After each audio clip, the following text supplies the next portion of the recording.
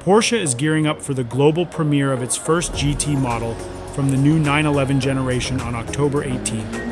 The unveiling will take place in a digital world premiere, led by Andreas Preuninger, director of the GT model line.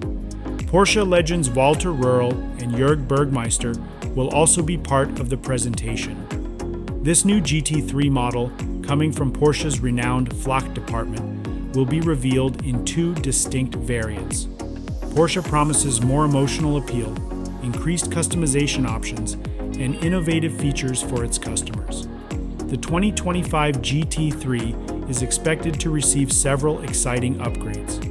Externally, the design will likely follow the updated look of the 911 family, featuring refreshed headlights and taillights.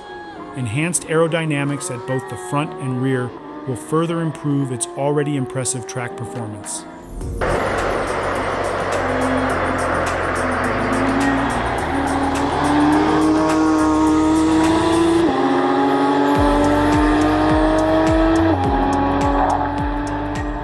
Inside, drivers can expect more advanced technology, including a fully digital gauge cluster, similar to what Porsche has implemented in models like the Taycan and the 2024 Cayenne.